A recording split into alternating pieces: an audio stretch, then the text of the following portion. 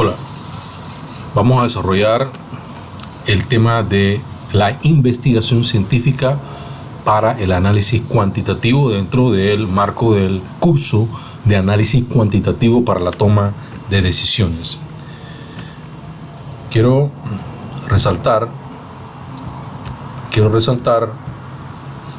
que primero, ¿qué es la investigación? La investigación se define como un conjunto de procesos sistemáticos y empíricos que se aplican al estudio de un fenómeno. ¿Qué significa sistemático? Significa que es un proceso ordenado que lleva una secuencia. Y empírico significa que la investigación o el proceso de investigación tiene que ser sometido a una prueba cuantitativa, a una prueba numérica, a una prueba donde se apliquen herramientas o instrumentos cuantitativos que nos permitan llegar a conclusiones de esa naturaleza. Primero, también hay que explicar que existen dos escuelas filosóficas, una los positivistas y otra la escuela de la fenomenología. Los positivistas son aquellos que consideran que la investigación científica se basa en los modelos de las ciencias naturales, es decir, también de las ciencias duras, la física, la química, la matemática, la biología, y que esos métodos son los que tienen que ser aplicados a la investigación científica para llegar a conclusiones. Y la otra escuela es la escuela de la fenomenología, que por el contrario busca la comprensión en los hechos mediante métodos cualitativos, es decir, métodos no paramétricos, donde lo que se analiza es la comprensión de los motivos, la creencia, las características de las variables, no las características cuantitativas de las variables, sino las características que definen a una variable, que describen a una variable, y en donde la aplicación del modelo de las ciencias naturales, de las ciencias exactas, los fenomenólogos consideran que no puede ser aplicado al mundo, por ejemplo, de las ciencias blandas o las ciencias sociales. Y de ahí entonces se derivan los dos métodos, uno el método de investigación cuantitativa y el otro el método de investigación cualitativa. Nosotros nos vamos a concentrar en la investigación cuantitativa. Dicho eso, la investigación cuantitativa, que es nuestro propósito, se utiliza cuando se pretende explicar fenómenos causa-efecto, es decir, la explicación de un hecho en función a su causa y a su efecto, y donde hay que recolectar datos para probar hipótesis. El corazón de la investigación cuantitativa es probar hipótesis. ¿Y qué es una hipótesis? Una hipótesis es una conjetura, un supuesto que tiene que ser demostrado. Reitero, la hipótesis en el enfoque cuantitativo debe ser sometido a una prueba en un proceso de investigación, y para ello hay que recoger datos a través de distintos tipos de instrumentos de medición, y se deben analizar y se deben interpretar esos mismos datos.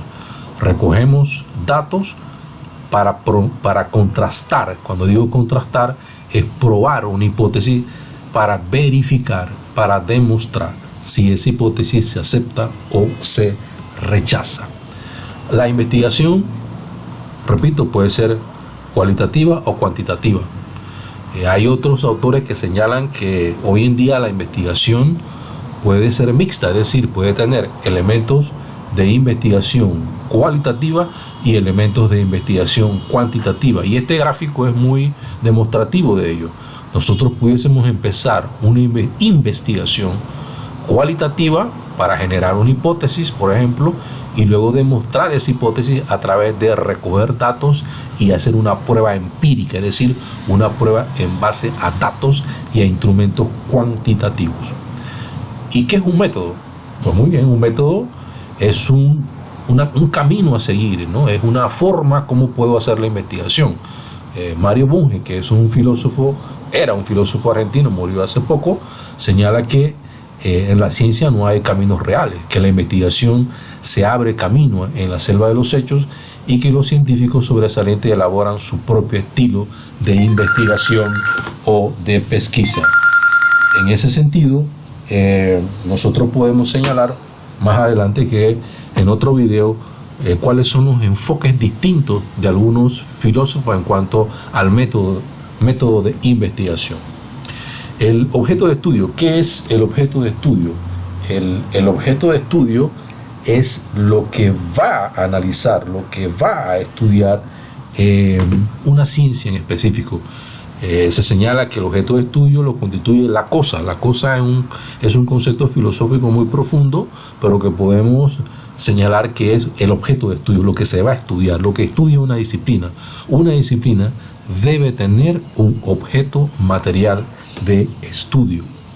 Y la ciencia, que es una generación de conocimiento, se caracteriza por ser racional, es decir, basada en hechos derivados de la razón, de la lógica. Debe ser sistemático, el conocimiento debe ser sistemático, es decir, debe ser un conocimiento basado en un proceso ordenado, repetible, y también tiene que ser verificable. Yo debo comprobar realmente si eso que se hizo estuvo bien, es correcto, si tiene fundamento científico. Y también señalar que el conocimiento y la ciencia como tal debe ser falible, es decir, las verdades en ciencia no son absolutas, no son verdades que no pueden ser superadas, son verdades también que con el tiempo pueden ser modificadas por el desarrollo, por el avance científico. Para que una ciencia sea ciencia, debe cumplir con 3 elementos fundamentales. Primero, debe tener un contenido de conjunto de términos, es decir, debe tener un aparato teórico conceptual. 2, debe tener un campo de acción. El campo de acción es el objeto, la cosa, lo que va a estudiar. Y 3, debe tener un procedimiento, una forma, es decir, un método. Resumo, una ciencia es ciencia a la medida que tenga primero un aparato teórico conceptual, o sea, un conjunto de términos, vocabularios, conceptos específicamente aplicados a esa rama de la ciencia.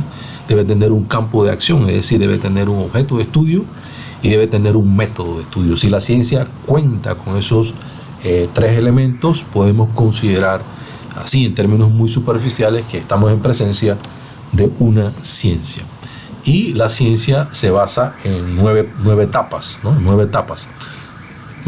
La primera es concebir la idea e investigar, es decir, yo debo tener una idea de lo que voy a investigar primero. Después debo plantearme el problema. ¿Qué es un problema? Un problema es una pregunta de investigación, algo que yo me pregunto cómo lo puedo resolver. Y al final el problema también es una contradicción entre lo que es y lo que debería ser, ¿no? Ahí está ese choque, esa colisión entre una cosa que funciona de una manera pero que debería funcionar de otra. Entonces ese es el problema que yo debo resolver y se formula como una pregunta. Y después debo elaborar un marco teórico que es la investigación exhaustiva de todo lo que se está haciendo en función a ese tema en diferentes niveles, a nivel internacional, regional y local. Y el establecimiento de una hipótesis es la propuesta de una conjetura, la propuesta de algo que yo debo probar, que debo contrastar. Una hipótesis, repito, es una conjetura que yo debo contrastar, que yo debo probar, en el caso nuestro, cuantitativo a través de una prueba empírica. Y selección del diseño de investigación es el tipo de investigación que yo voy a hacer. Si voy a hacer una investigación de tipo correlacional, es decir, si voy a correlacionar 2 variables, si voy a hacer una investigación predictiva, es decir, si voy a predecir, por ejemplo, las importaciones en función del Producto Interno Bruto y otras variables, haré una investigación predictiva. Y si no tengo datos, debo seleccionar una muestra, es decir, una parte representativa de una población para aplicar un instrumento, y a partir de ese instrumento yo voy a recoger datos, a recoleccionar datos, hacer una recolección de datos que al final son respuestas a las preguntas que yo he formulado en mi cuestionario. Si, repito, no tengo los datos, si los datos los voy a recabar de fuentes indirectas, como en el caso de la Contraloría General de la República, yo no tengo que hacer encuesta. Y finalmente tengo las dos últimas etapas de la investigación, que es analizar los datos, producto de la recogida de los mismos, y presentar los resultados. Las etapas 8 y 9 las resalto o las he escrito en color azul, porque justamente esas son las dos etapas en las que nos vamos nosotros a concentrar. Y esta primera parte o este tema está dirigido a contextualizar el curso de análisis cuantitativo para la toma de decisiones, porque si observan las etapas del proceso de investigación, que son 9, nuestro curso se concentra en analizar datos y presentar resultados. Entonces ahí hay una respuesta a una primera pregunta: es ¿por qué? ¿Por qué realmente se incluye un curso de análisis cuantitativo para la toma de decisiones en un curso de administración? Bueno, porque el proceso de tomar decisiones es un proceso científico que tiene que estar basado fundamentalmente en las etapas 8 y 9 de un proceso de investigación.